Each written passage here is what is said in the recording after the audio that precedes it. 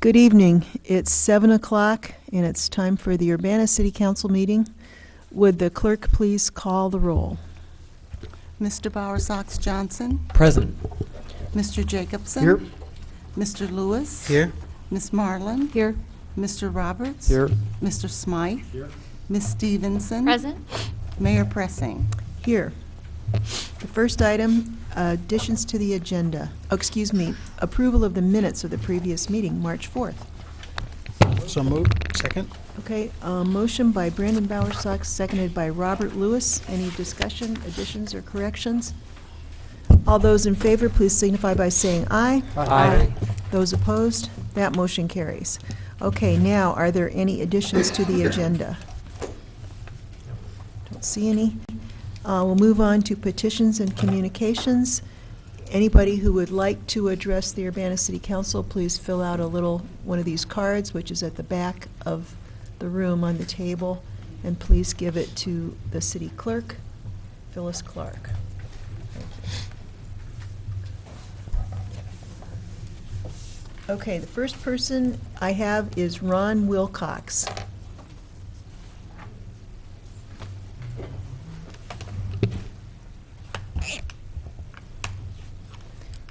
Please state your name and address for the record, and you have up to 5 minutes. Thank you. Thank you. My name is Ron Wilcox. I'm an employee of Clark Lindsay Village at 101 West Windsor Road in Urbana. This evening you have in front of you a proposal for an expansion plan, and I'm here just to make a few comments about the importance of this plan for both the city and for Clark Lindsay. As you're certainly no doubt aware, Clark Lindsay's entering its 35th year of operation, and from the very first day that folks moved in, we've been a considerable taxpayer, and this project will enhance that both for the city and for Clark Lindsay. We open our doors to community organizations like the Rotary Club and the Exchange Club. We also participate as good neighbors with the Urbana Park District. We're a co-sponsor of the Jazz Walk and host many people as part of that program. We also last year hosted the Decatur Park Singers and drew a crowd of about 350 people onto our facility, and they're scheduled to come back in June. So we really appreciate the opportunity to be a good citizen of the community. We also partner with the University of Illinois and have a growing student intern program that gives both the students an opportunity to provide research and interaction and intergenerational programs with the residents of Clark Lindsay. And we think that this expansion program is really critical for the growth of Clark Lindsay. You've probably no doubt read that yet another retirement facility is coming to Savoy and another one to Champaign. And for us to remain competitive, we think it's important that we have this expansion. We know our residents change over time, and the market changes, and their expectations and services change as well. And so what we're hoping to do here is provide yet another level of accommodations that we don't currently have. You might also note that when Clark Lindsay was originally built, we had 160 independent living apartments. Over time, residents have asked for, and we've accommodated larger apartments by combining some of our smaller apartments. So the addition of these 16 units actually will help bring us back up to that original capacity. We're currently at 132 independent living apartments. I hope you also understand and recognize our reputation, not only in the community but nationally. U.S. News and World Report just in the last couple of weeks once again named us as one of 156 nursing facilities with Meadowbrook with a 5-star rating out of 16,000 in the country. So we think that, of course, we think we're a gem in Urbana. We want to continue to be a gem in Urbana and continue to be competitive in an ever-growing competitive market. If you have any questions, I'd be happy to answer. Thank you. Any questions? I think we're happy with the behavior of your residents. Yes, they don't cause any problems at all. They're valuable to the community. We Don't appreciate put much burden on the school system either. So. As a matter of fact, they help. They have a robust pen pal program that they really enjoy. So. Okay, thank you Thank very you. much. Tom Burns.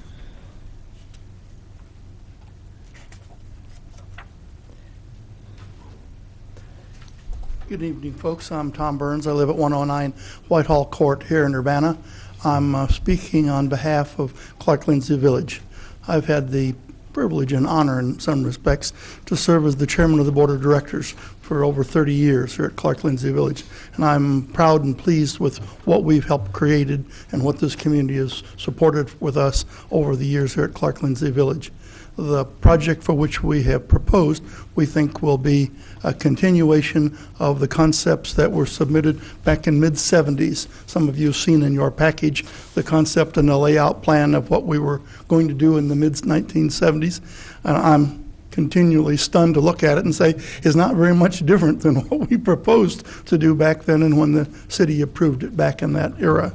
We would again hope that the city would be supportive of what we're trying to do to continue to provide this service and this opportunity for the aging element of our community here as well. And hopefully you'll be supportive of that as well as we proceed. If there's any question, we'll be pleased to answer any questions you might have. Charlie Smythe. Yeah, Tom, do you have any idea when you might go in? I see there are plans for like a third phase, some even more expansion around to the south. Any idea when that might happen too? Or? The first phase is the first one. Number one, we'll see how it turns out, how it goes well. As you'll recall, these are independent investments that homeowners will make on behalf of their homes. And so if the first 16 group will sell quickly, we'll come back and talk to the city again and see what we need to do and what we have to do. We have a concept plan for the long area and the long project, but I don't know the timing of that. We are hoping to start this project yet this season, this year, that first element. The following after that, we'll see how it turns out. We'd like to proceed expeditiously and smoothly through the process as well. We can accommodate that in the community and the residents that want to live here. Okay, I was talking to Carl Weber some, and it looks like since he's not here, he didn't make his flight, or his flight didn't make it here, or something like that. He and I were talking about it, and he said there are going to be some energy efficiency things here. Geothermal he thought was going to take place here for each of the fourplexes, and 6-inch wall, 6-inch construction of some kind to add insulation. Yes, the architect, one of them, is here this evening. If there's a specific question, could answer that perhaps more effectively than can I. But yes, the concerns for energy efficiency and the concerns for geothermal and issues like that are very included in the concept plans today. I'll be very indelicate to suggest we have not pulled the trigger until this step takes place before you go to the next stage. But those plans are in progress right now. They're under contract to do the design, but the final plans and the final documents are not yet completed, but those are to be included. One of the elements that are included in the units are the relationship of, and these are fourplexes, and that the dividing between the two walls are very separate. So I shouldn't say that indelicately, because the architects could be more precise. Actually, there's two walls, and there's a space in between them. So it's not one set of timbers that are nailed to the same one. They're separate, and they're supported separately, so that the opportunity, we haven't seen the final design yet, but I'm led to believe that, in fact, units do not come in with utilities that pass through from one building through the next, so that there's an opportunity for sound extension from one unit to the other. And so that's been considered. We'll see how the final plan comes out. But that's the concept. That's what we're intending to do. We want to make this as accommodating as the residents of this facility will ever be. Sounds good. Thank you. Sounds good to us, too. Okay, I think your architect is here and willing to answer any questions if he would like to come up. That might be the easiest way.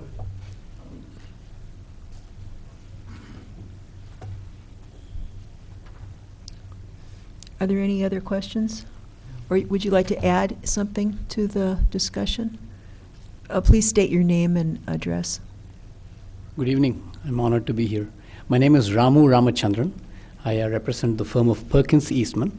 I'm traveling here from Chicago. So I'm at 351 West Hubbard Street in Chicago, Illinois. Very happy to be here in front of the City Council this evening. Thank you so much. Charlie, go ahead. Yeah, okay. So you want to talk about the energy saving features that you're looking at to put into these buildings? Sure. Clark Lindsay has been very supportive of certain moves to enhance the energy efficiency. So starting out, the first thing that we're all recognizing here is the state of Illinois, with their move to the International Energy Efficiency Code of 2012 code, has actually brought into code what would otherwise have been moves that certain developers or individuals or sponsors of projects need to have made choices on. So the code is making the choices for them nowadays. So the insulations on the walls, insulation of crawl spaces, things like that is much better quality than in the past, the requirements that have come through in the code. That apart, we're seriously considering a geothermal system for the heating and the cooling, but this would be contingent on the exercises going forward in terms of pricing the sets out and seeing what comes in. Highly efficient heat pump, air-to-air heat pump units with a backup is considered as a base. So the base level of quality that's being established for the energy efficiency is pretty high. And then if the geothermal rolls forward as being something that's feasible, then it is something to be really proud of and comes in on top of what's already set up for the facility.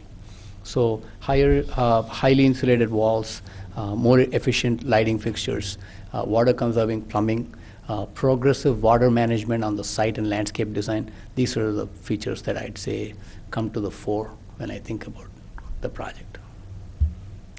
Okay, Eric Jacobson? Do you have a particular standard set for what makes geothermal feasible? Like, is it a certain number of years payback in estimated energy, or how would you make that judgment ultimately? So most commonly in the market, the payback analysis is the most common factor that most people use. And I think in the office, we tend to consider a few other factors. I think the nature of the units, the kind of the piping, the durability, the wells, doing a test bore, trying to find out how deep the wells are going to go to have to exchange that. So a number of these considerations would come into play. I think the bore depths, unit efficiency, these are probably the most important technical considerations in my mind when I look at geothermal. It's getting better and better, I gotta say. There's more and more support, more and more people have done it. So it used to be that it was a difficult thing to stand behind and convince people that is a real technology that can be, put to use. But many of those thresholds and many of those barriers have fallen away slowly. More and more people are using it. Even in town in Urbana, there's been people that have successfully used geothermal. So. We have a climate action plan, and we're interested in what the developments are in the private sector. So, we'd like to know what the energy savings per year, and I don't know how you measure it per square foot or what, but that would be something that we'd like to be able to keep track of as these innovations take hold in the private sector. I'll definitely make a note of that. Okay, Yeah, thank sure. you very much. It's easy to. Any other questions? Thank you very much. Thank you so much for having me. Okay. Rex Bradfield.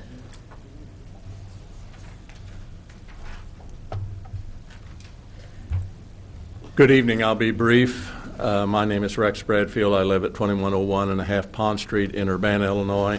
I'm speaking on ordinance number 2013-02-16.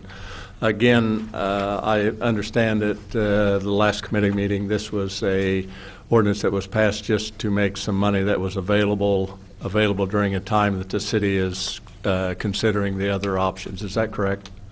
Yes. I understand that, and I compliment the council on on at least making that money available. Briefly, and Mayor Pressing, you may have seen it at 401 East Mumford. There was a situation where we talked about two types of service connections, one from the long side and one from the short side.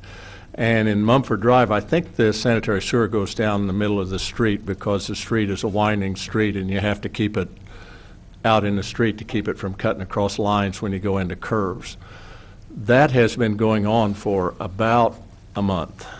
And I think it's going on for about a month because they apparently replaced their pipe and they also had to replace some of the sidewalk to get to the connection, which it looks like the connection is at the back of the curb. Looks like they got to the back of the curb and then didn't tear the street up. I really think in the considerations, one of the things that the city has is the club.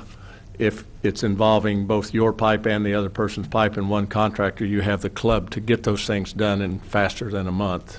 People have had to walk around the sidewalk for a long period of time. There's been big piles of dirt there.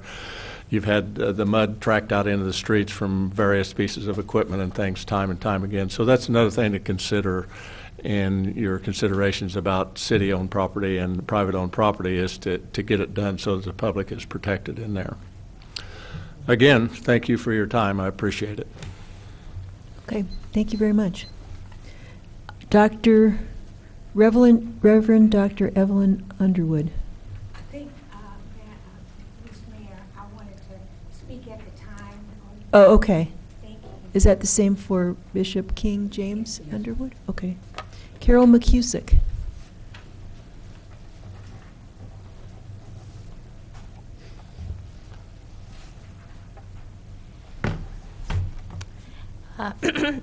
Carol McCusick of 1907 North Cunningham Avenue.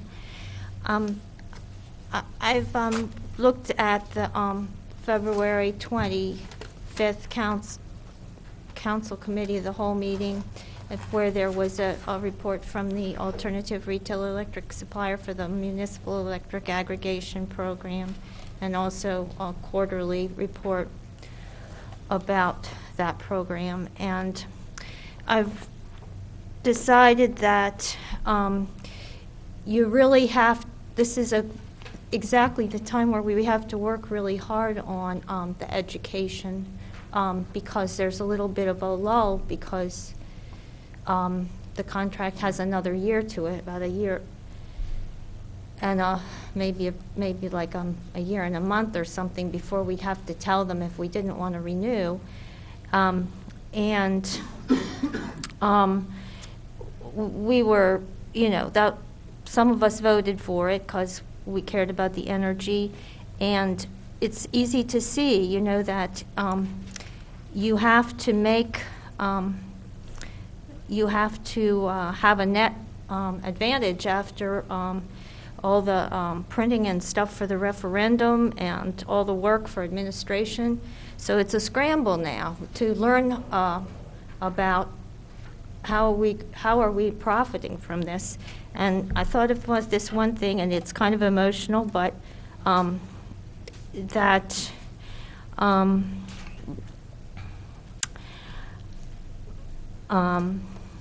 people have children, so that you really can't leave out of the concept of the savings from the aggregation, the saving to the environment. So if the world is changing really quickly and a human generation is pretty short and human beings are so adaptable, you can kind of forget, not even notice how quickly how much you're losing, I think, not remember. And so on the 25th, we didn't get it hardly at all to the administrative type of questions, and I would Okay. That's one thing, the financial, because there is money coming, or there should be a lot of money coming into the city and paying the Good Energy Company. So they should, both of those people, the city and Good Energy, should be right there for us to educate us. And one thing we really didn't learn about on the 25th about the utility question is really more about the grid, which is there a level where people can have an influence about the types of power that they hook up it to the grid? Do we have our own grid? You know, like there was a question about a wind farm that was nearby. Was it connected to our grid? No, it wasn't. You know, so this is a little unclear. There's an EPA analysis that shows regions as though they were grid areas because it has analyses of them by what types of power. So you would think that they had to be, you know, that they had to, that they had to be equal to one or more grids to each region. I mean, that seems to make sense. But this should be crystal clear to us so we have an idea of how we could influence the people who are, obviously there are people making judgment calls about what gets hooked to us and what doesn't. So I think that if that would be one way we could have an impact. You have 1 minute, Ms. McCusick. It did sound, it really came out of the last of that 225, if you choose to look at it, that the offsetting investments are not necessarily, especially the ones in wind, are not necessarily going to create or not going to create the picture of the energy picture of the future generation. I mean, they made it seem as though this subsidy is covering for the wind now, but not the subsidy of natural gas fracking, for example, isn't getting discouraged by us getting onto renewables. So by this offset, that's not working. Okay, thank you very much. Is there anyone else who would like to address the Urbana City Council, or did you want to ask Carol a question? Well, I'd just like to Eric Jacobson. I'd just like to make a comment, Carol. I think your question, I think the situation is simpler indeed than you're suggesting. The more communities that buy renewable energy, that buy renewable energy credits, the greater the demand, and that will increase the demand for putting wind power into the grid. So we are doing, as a city, what we can do to influence the decisions about power generation. That's across the country. I mean, that's it. We can't segregate electrons in the grid according to what their source is, but what we can do is influence the supply and demand relationship between renewables and other power sources and influence it in a way that favors renewables by buying the renewable energy credits. I just think that's pretty clear, and I think that's the answer to your concerns. Do you want to respond? Yeah, I did. I would like people to. I would urge people to listen to February 25th at the Municipal Electric Aggregation video segment that you get to from the meeting page. It says Council Videos, and you click on that, and because the guest, this Derek Waite, was the answering your question about how much are the purchases of RECs meaning to the wind farms around the country, to that industry. And he says what did he say? The significance of the revenue from the sale of RECs is very minimal to the wind farms. Once the subsidy expires, they will have a hard time surviving due to the abundance of natural gas. And you seem to be, like pretty dismayed too by that, and I was. Okay, thank you very much. We'll move on. I don't believe we have any unfinished business that we're going to deal with tonight. Dennis? Yeah, could I make an announcement? Sure. Okay. Since we have the petitions. Okay. I just wanted to, again, invite the community to alert them to the fact that our Sister City program has invited visitors from Malawi, and they'll be arriving on Saturday in Chicago, and they'll be coming down to Urbana to spend a week with us before returning to Africa again. And as part of the celebration, we are going to throw what we call a Malawi mixer, which is a party. And it's going to be, I'm going to hold up the poster for it. This is going to be Tuesday evening, starting at 5:30. There's going to be a band. We have Tom Torino and his musicians coming to perform music. We hope to have good music, entertainment, dancing, food, and it's basically a party to celebrate the arrival of our Sister City brothers and sisters who are coming in.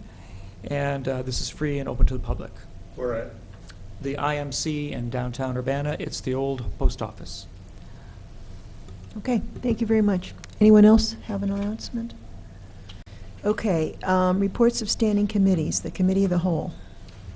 Okay, on behalf of the Committee of the Whole, I would like to, I'll run down through the resolution, the things that we voted for, and begin with resolution number 2013-03-006R, approving an intergovernmental agreement with Urbana School District number 116 for installation of bike parking facilities on school district property. On behalf of the committee, I recommend approval.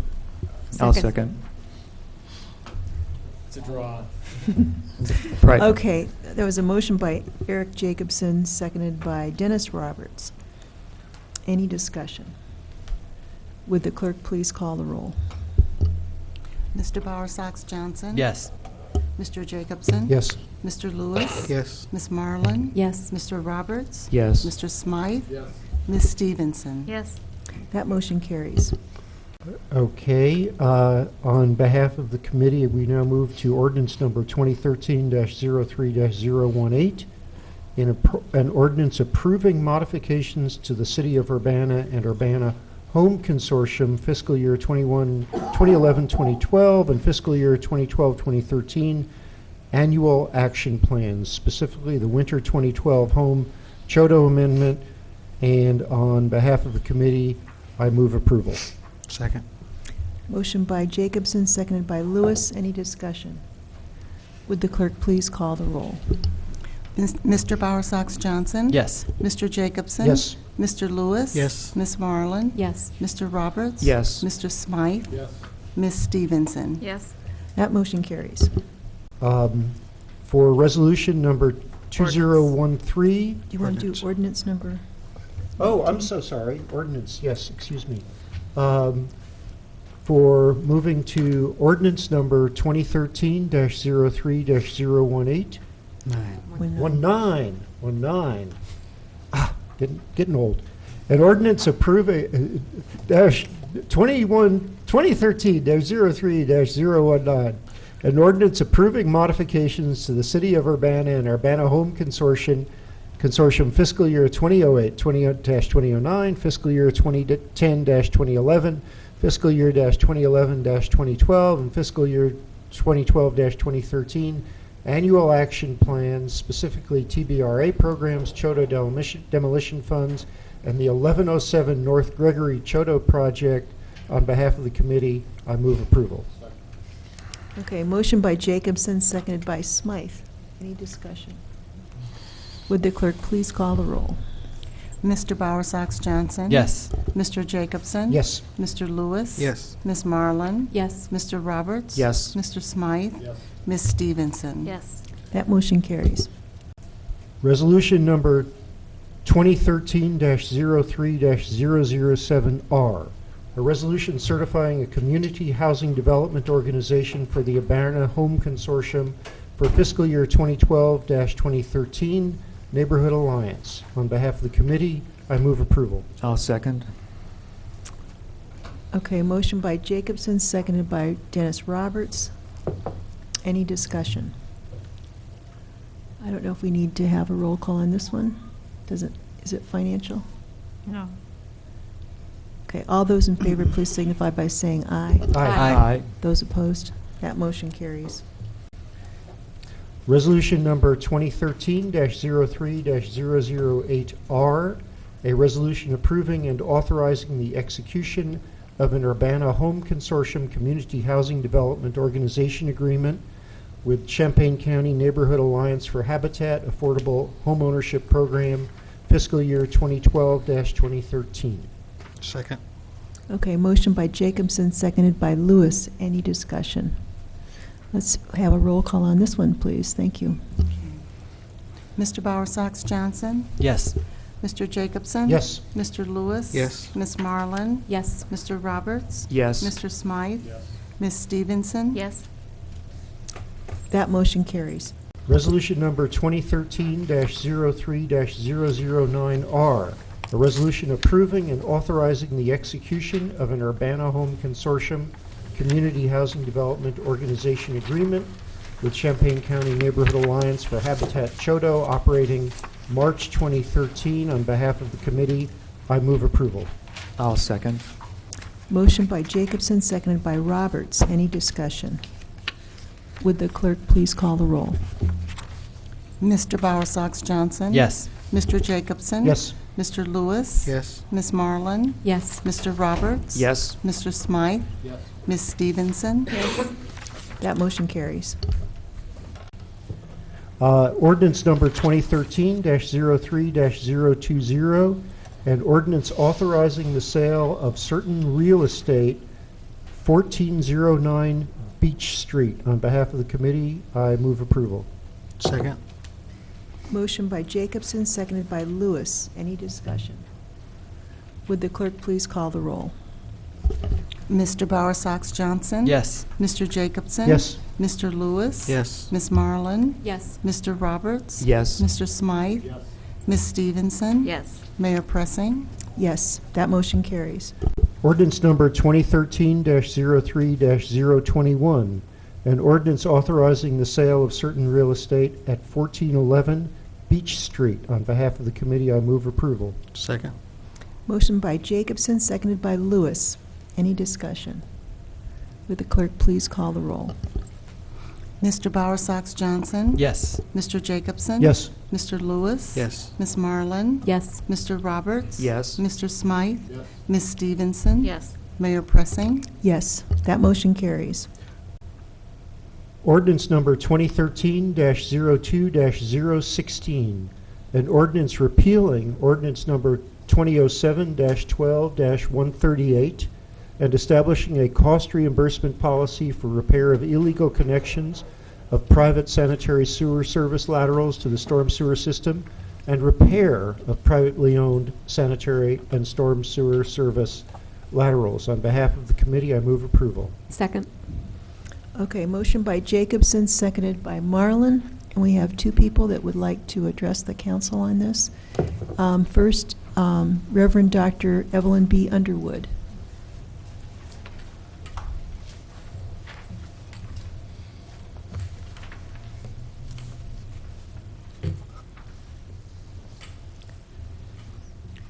Good evening, Miss Good Mayor evening. and Council.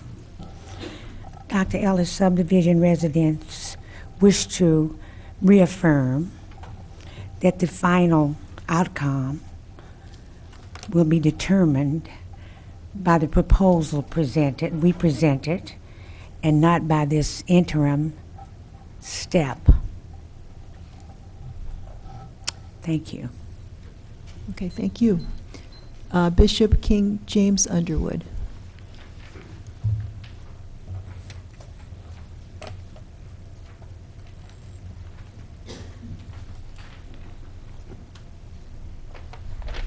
My name is Bishop King James Underwood, 1309 West Tremont Street in Urbana.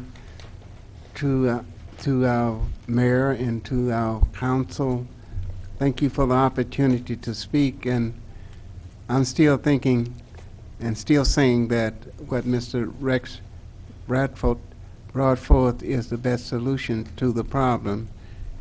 And I'm still thinking that we need to critique some of the things that we are doing so they can be clear to the people that when it comes up 2 years from now, that it will be clarity when decisions are made. Thank you. Okay, thank you. All right. Any other discussion by council members? Brandon? Yeah, I mean, I'll just briefly say, I think, as we all had said last week, we're committed to asking all these other questions and looking into this other longer-term suggestion, but in the meantime, it makes sense to make the funds that are available now available to people who might run into trouble this week, this month. So, so I support this. Okay, would the clerk please call the roll? Mr. Bowersox Johnson? Yes. Mr. Jacobson? Yes. Mr. Lewis? Yes. Ms. Marlin? Yes. Mr. Roberts? Yes. Mr. Smythe? Yes. Ms. Stevenson? Yes. That motion carries. Thank you. Reports of special committees. I don't believe we have any reports tonight, do we? Okay. Reports of officers. Any reports of officers?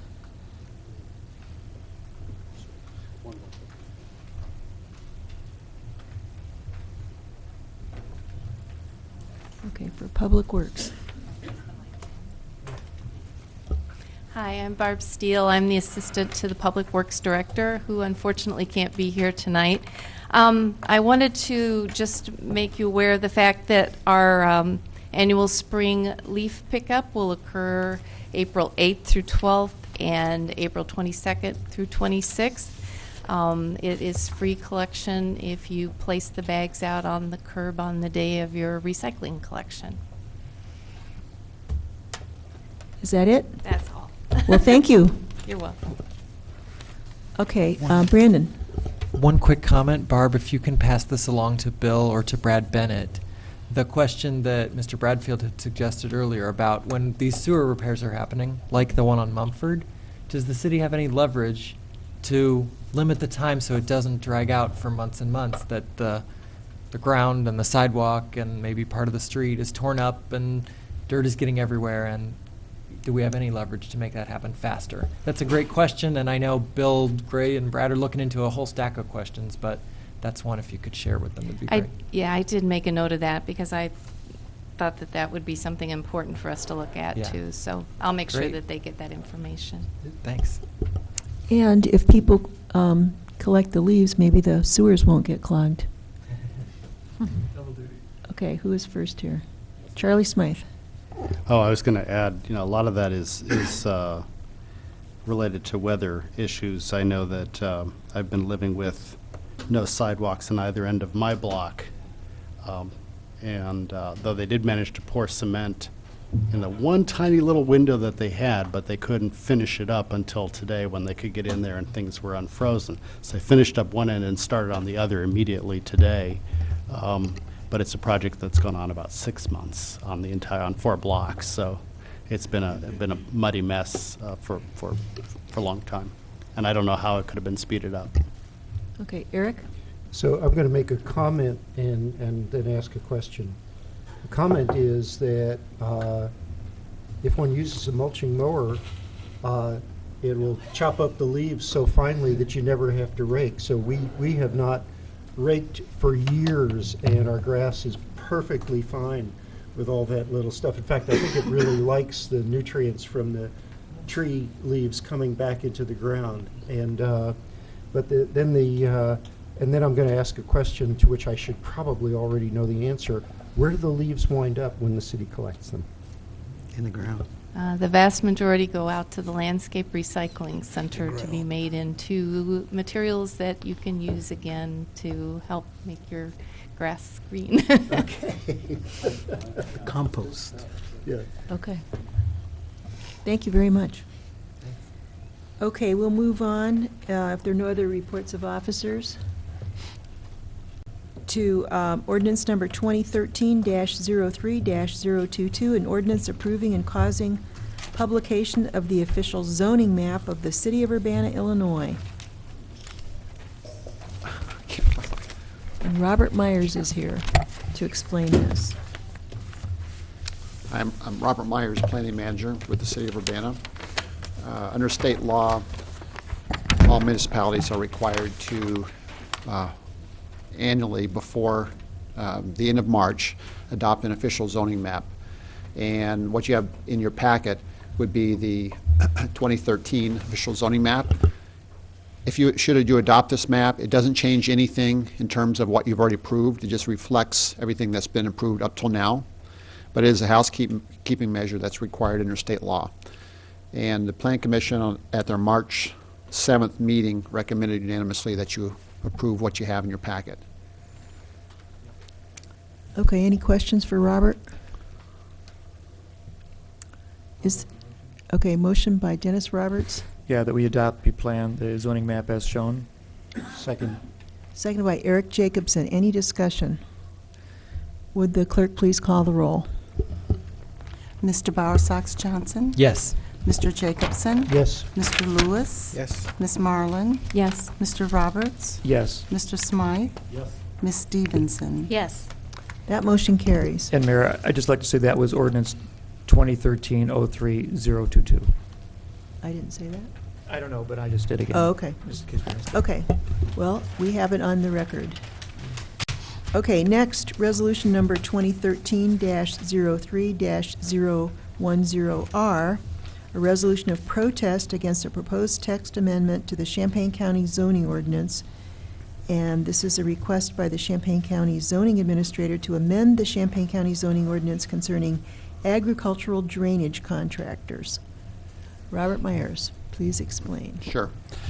Again, under state law, municipalities with comprehensive plans, they have the ability to, if they feel that's necessary in order to protest any change to the zoning ordinance for the county, in unincorporated county.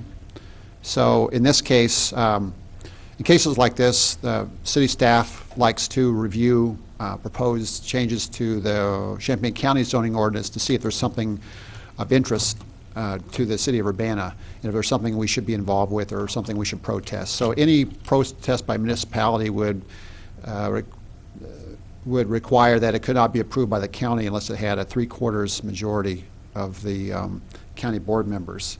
So in this case, the text amendment would be to add a use category to the table of uses for agricultural drainage contractor, and it's kind of a specialized land use category, but I'll try to explain it as best I can.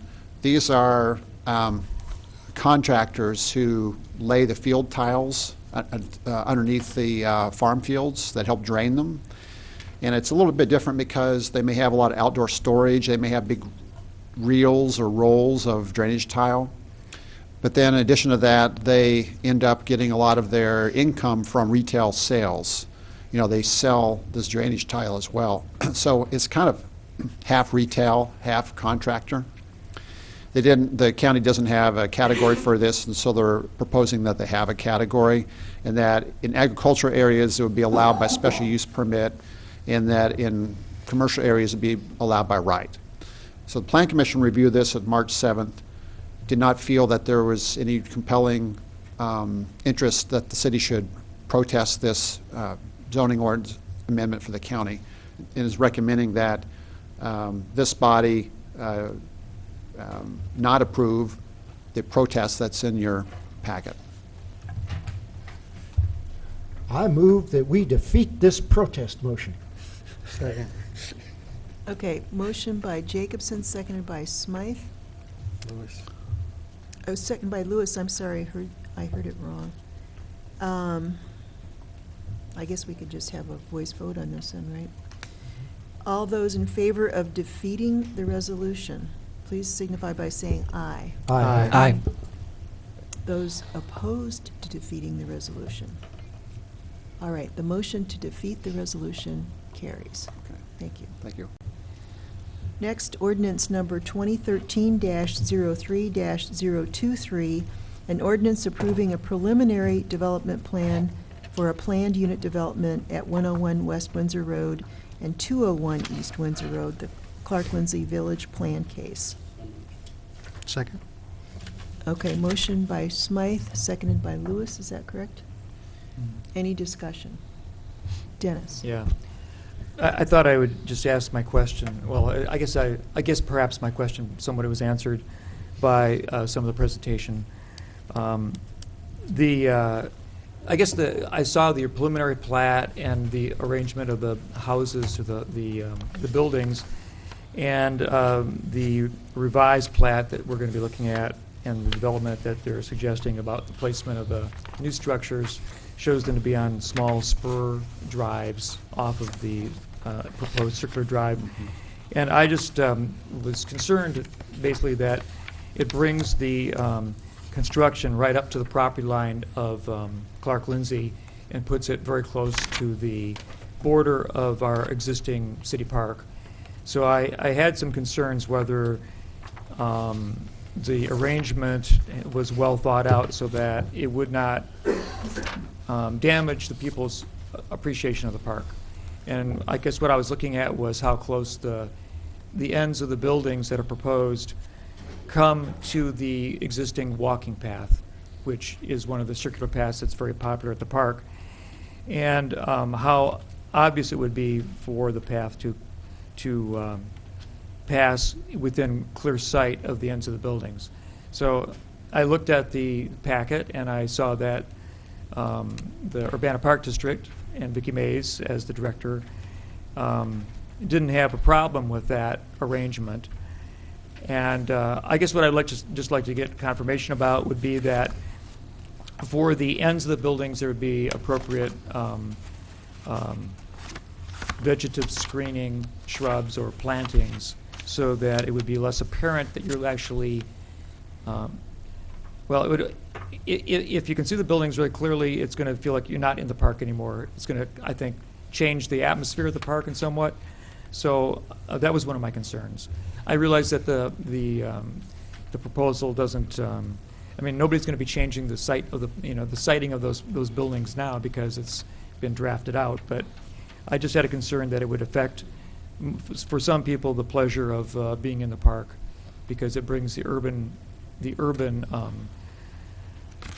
environment so much closer to the walking path. So, I guess I'd like to get some confirmation that the Park District feels completely satisfied that this change or this change in the direction of the buildings doesn't compromise the park. Okay. First of all, the Park District director attended the Plan Commission meeting, Vicki Mays, and she spoke in favor of the application and had stated that Clark Lindsay Village had been working with the Park District closely on this application. She also wrote a letter of support.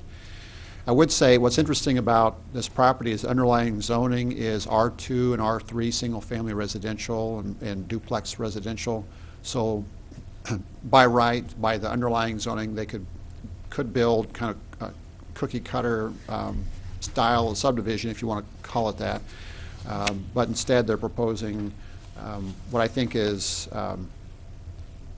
what I would characterize as a great way to complement their campus. And one of the things that was brought out at the public hearing was that instead of turning the buildings so that they face the park, so that everyone could see out of their front living room window, you know that would be kind of an obvious way to do it, so everyone would see out of their front window into the park. But instead, they're turning the units sideways, so the park itself kind of extends onto the property, kind of like fingers of green, and also that preserves some views from the existing buildings in Clark Lindsay Village, so that they can see through this corridor and still have that visual connection with the park itself. Also, the buildings are just 1 story in height. They're and in the underlying zoning district, buildings could be about 35 feet in height. These are 25 feet at the peak, and if you're measuring just from the average height of the roof line, it's even shorter than that. There is a landscape plan that's in this packet and is part of the approval, so we're going to ensure that they conform to the landscapes and the berms and all that. Now, you will be able to see the ends of the buildings from the park, and so that's one of the things we talked about a lot at the Plan Commission meeting. I would note that on the south end of this development area, the walking path, I believe, is going to be about 100 to 120 feet away from the ends of the building. So that's a pretty good distance. Towards the north, it gets closer, but there's decent landscaping, and the way the buildings are arranged, I really see the park is kind of extending into Clark-Lindsay Village, which today, if you haven't been on the property, I would describe the grounds of Clark-Lindsay Village as kind of an arboretum. Just beautiful landscaping, wonderful trees that are very well maintained, and it's really kind of a natural extension of the park. And I would say they're doing their best to preserve that and keep that as a feature of Clark-Lindsay Village.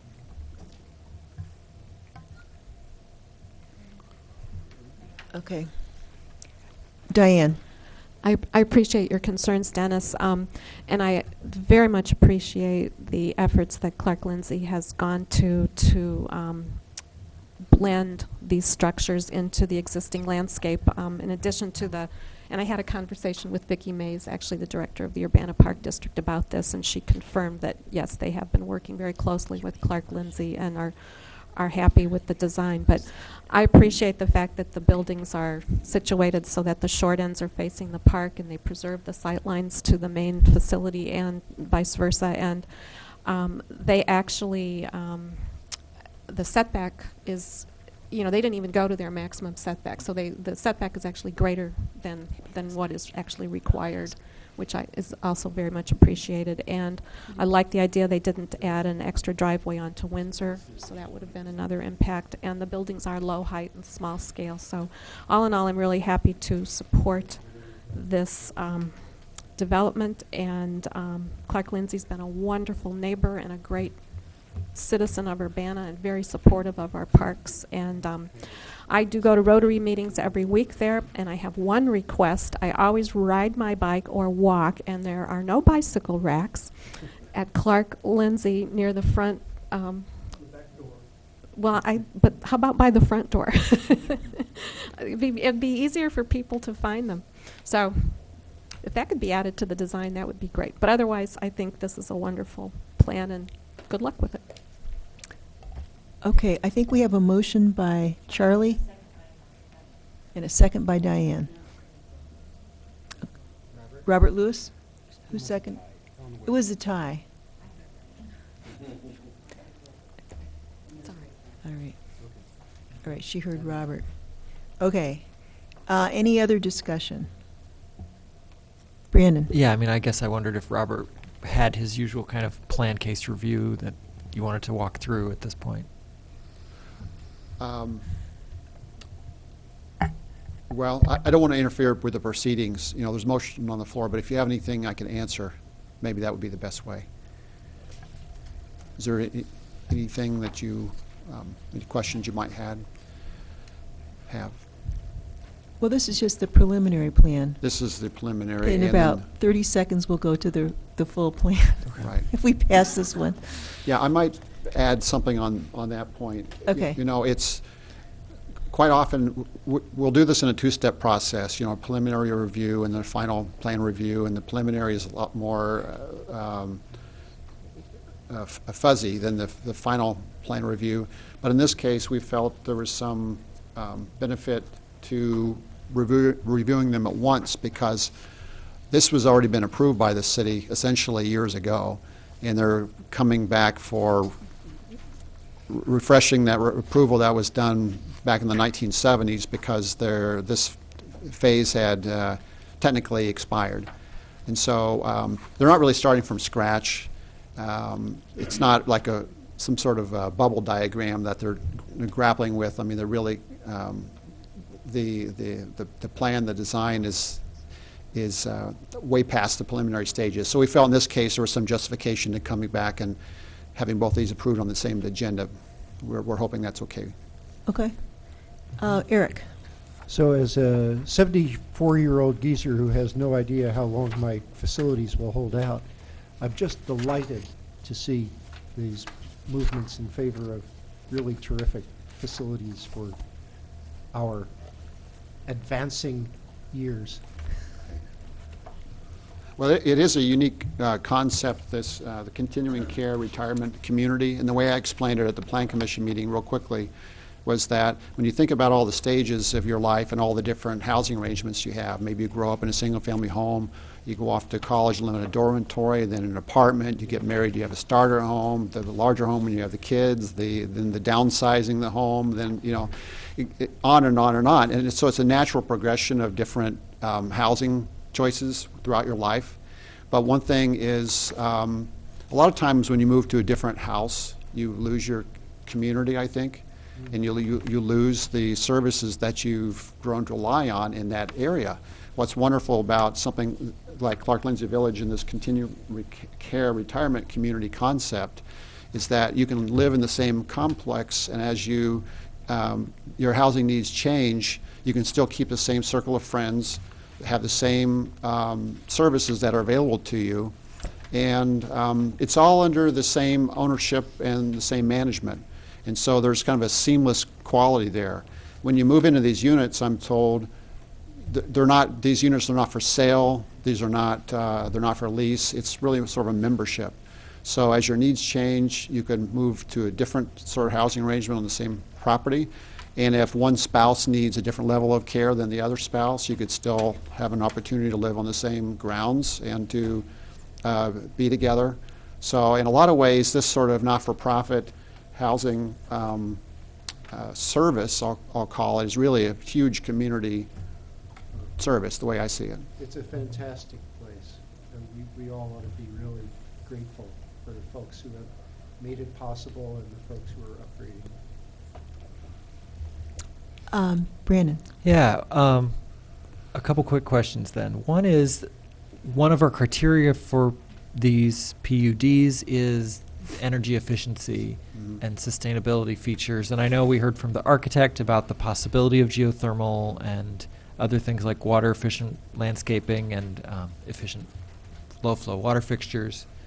What of that energy efficiency is documented? Because I know in the packet itself, the only thing that was really mentioned under the sustainability criterion for PUDs was about the landscaping, and the landscaping looks amazing, but are any of those other energy efficiency features ones that we have documented as part of the approved project? As part of the application. Not that I recall. Now, the criteria that we have in our ordinance, we didn't end up using a point system, but we have a suggested list of criteria and attributes for plan unit developments. And we feel like that on balance, the application meets these attributes. And one of those is energy efficiency. So I think there should be, I think when energy efficiency is involved, that adds to those layers of community benefits. But we don't necessarily have a strict point system where someone has to perform in a certain way in order to get approval. Right. So in terms of the energy efficiency, I don't have more than what's documented in the application or what the more than what the applicants have stated here. Actually, a new question did occur to me. Is this a category of building that qualifies for LEED certification? Could. Qualifies for? You know, I think a lot of different building types and configurations could qualify for LEED. Because I think that would be, in my mind, that would be a plus if that could be sought and that could be achieved.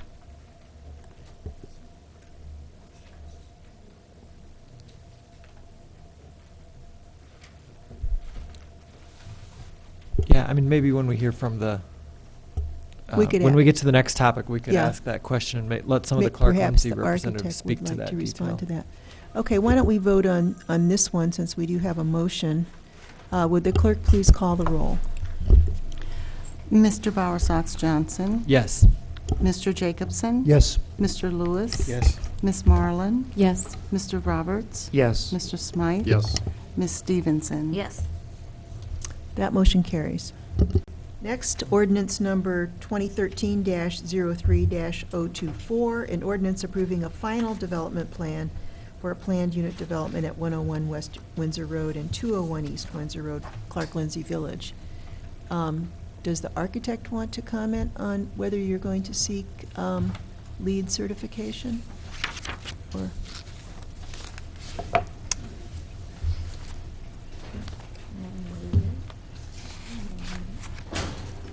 Let the fat lady say.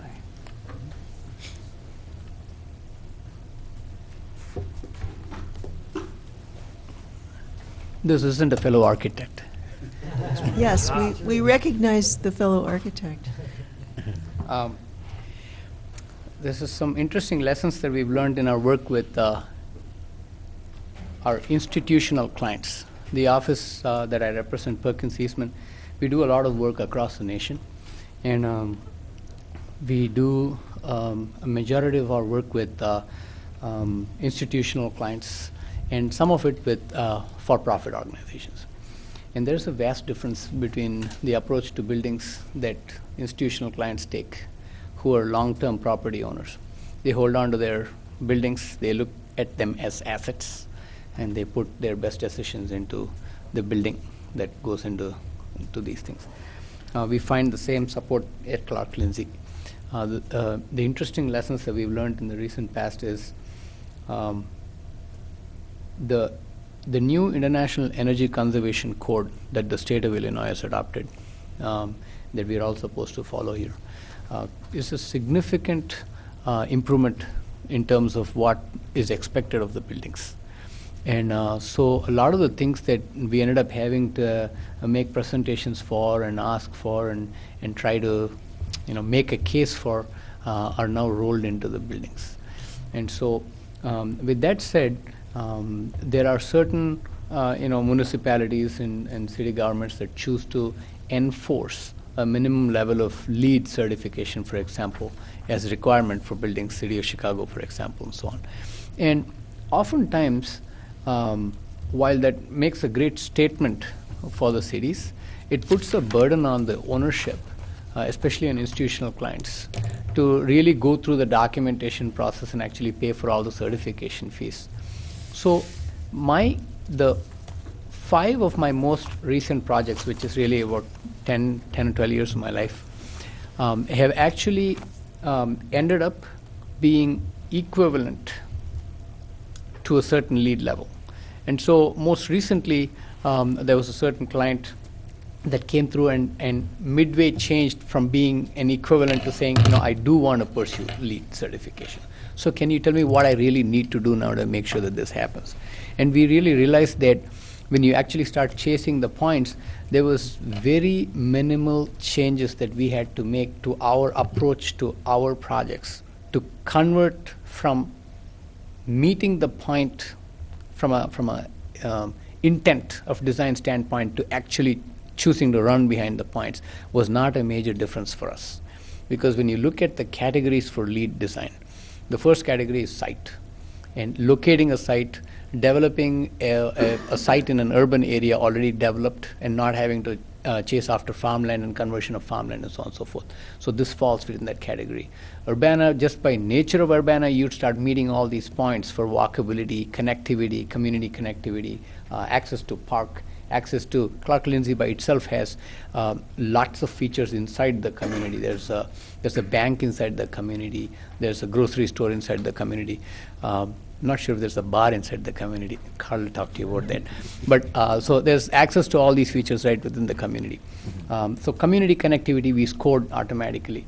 So when it came to water conservation, we are interested in water conserving design, so we started hitting it. When it comes to interior finishes and materials, for example, then we start hitting it because we're, by nature for our clients, we go no volatile organics, no VOCs on paint, no VOCs on carpet, glue. So these are rolled into our specifications. So that's our approach to our buildings. We find an excellent client in Clark Lindsay that's very, very supportive of all these moves. They're already on top of all this. So my feeling is that even if we were to chase it, we'd easily hit probably a LEED silver level is my gut feeling. They've already decided to put their efforts behind energy efficiency inside the units. So these are highly energy efficient units anyway, and if we can get to geothermal, it would be a feather in the cap for the community. And so it's all these steps in place. So my gut feeling is that we are well on our way to hitting beyond a certified level, even if we were to chase it. So. Okay, thank you. May I add? Carl Weber, would you like to? Yes, say Carl something? Weber, an attorney for Clark Lindsay. I apologize for my coming in late. The plane was late, and traffic between O'Hare and here was messy. We would love to say that we're going to do geothermal for sure and a number of other things. I can only tell you that as soon as they brought it up in their discussions, Clark Lindsay glommed onto it as much as they possibly could. It's obvious that that's one thing we want to do. We also have to be competitive. We are a not-for-profit organization and have paid real estate taxes since 1970s, and we have to be competitive. These buildings that are going to be put in have to be competitive, or they're simply not going to be built. And we have to put a sufficient number of them within this lot that we have to make it work. And we hope that this will be the start. We don't have them sold yet. We hope to have a large number of them committed at the time we actually start construction. We're hoping that that'll happen. And if anybody can do it, Ron Wilcox can. But it is still somewhat unsure as to some of those things. I can only tell you that the intent of Clark Lindsay is to look at it from a long-term standpoint. They own it, they'll continue to own it, and I believe that they'll build some very substantial and well-done units. Bryn? And because of that competitiveness factor, have you all talked about going after the LEED certification just so that you can differentiate yourselves from competitors by being able to say, well, we actually are, a LEED Silver certified place you can live? It's good to be doing that, and I think that that's helpful, but we're talking about people who are in the latter part of their life, and dollars and cents make a lot of difference. We're fortunate to have a lot of people, very frankly, who retired from the university and have university retirements coming in, but not everybody does. And we just simply have to be a little careful about that, because to be able to say that it's LEED certified just because it is at some point when you're downsizing and trying to figure out how much you're going to need to have in the bank when your savings are earning 1/4% is not that easy. Heather? I move that we approve this. Second. Okay, motion by Heather Stevenson, seconded by Diane Marlin. Any other discussion? Brandon? I had one more question that maybe one of the two of you can speak to about the landscaping plan. I know there was a really nice document called Overall Landscape Plan that had kind of a color and keyed indicator of where all kinds of different landscaping would be, existing trees, proposed trees, evergreens, and so forth. But before that, at least in the packet we got, was something called Exhibit E that was a Perkins Eastman document, but it didn't really have a title. And it also had some trees on it, except to me, one of the big differences is kind of what Dennis was talking about. On the Exhibit E, it actually did look like there would be trees kind of screening off the east end of the new buildings so that from the park, the buildings would be screened. Yes, and that first page there that Robert pulled out, Exhibit E really does look like there will be trees or some screening at the east edge, which I think would be great. But what I didn't understand was in the landscape plan, the page following, it looked like there was actually maybe less screening along the eastern edge. So I guess I was just wondering if you could explain, if you know the difference and how much screening you do expect to be on that property line, especially where it's so close to the park and the path through the park next door. Sure. Exhibit E is an architectural site plan that we usually provide, where we are taking control of the dimensions and standoffs and stuff like that. The landscape plan is the real plan that would get enacted and get actually installed here. So we can definitely look at additional screening. This is actually an ongoing work effort that's still Yeah. actually in play. So there shouldn't be an issue, and I think we've discussed this between the clients and with the clients as well, as in trying to find the right balance between screening the units, both from a privacy. It's both a requirement for the units as well to allow a certain amount of privacy and screening. Yeah. And we've actually walked the path together the previous time that we were here, and there's essentially actually what you don't see is, you see the hard line on the colored drawing, but really that really is just a representation of the property line and not a representation of the actual landscaping plan intent between the city and the park, between the park district, and they want to Yeah. have a more natural weaving edge. So there, the Urbana Park District is doing a few things on their side to upgrade the prairie, which Okay. in itself is about 4.5, 5 feet tall. Yeah. And when you're on the path, most of it is actually screened by the high prairie in itself, and then Yeah. you could continue to work with everybody to Okay, get great. explanations May I from add adversaries. Yeah. that the setback is actually more than twice the Yes. requirement. And, but this was drawn, I believe, prior to our Plan Commission discussions, and at the Plan Commission, they asked about this, and I Yeah. think the intention is to add to that. Yeah, I think, and I agree with what you both said. I think that the Park District does definitely have some low shrubs and prairie planting on their side of the property line that does help screen, especially at that closest point between the path and the residences. But I definitely think as you look at the details, I'd urge you to continue looking at trees or just what's appropriate on your side of the line there, because I do think that's the closest kind of pinch point, where both the park, the users of the park and the residents might feel really, close, kind of jammed close to each other if there isn't something, Point trees taken. or otherwise. So I encourage you to keep looking at that one detail. Thank you. Okay. Eric? So I'm actually looking at the satellite picture of the area as it is now. And so I'm seeing, actually where the property line is, there's a demarcation in the landscaping at almost exactly that point. And so it's sort of a prairie and savanna kind of a thing on the park side. Is Clark Lindsay considering extending that motif between the buildings as opposed to sort of being more lawn and trees in the usual city way? May I? What you are seeing on that aerial as the demarcation line between call it the mow and the no mow, as in, is actually not the Park District Clark Lindsay property. That difference actually falls well within Clark Lindsay. So that they have demonstrated over the years a desire to actually extend the park-like feeling into their property. Yeah. So in cooperation with the Park District, Clark Lindsay's landscape architect has actually taken the prairie savanna of the park and actually extended into Park District property over these years, creating that edge. So they want to continue to keep that natural edge between the two.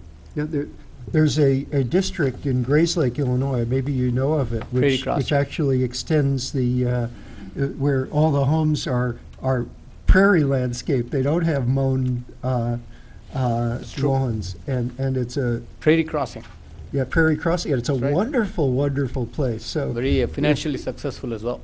yeah, Very so green. So that might be an interesting idea for here.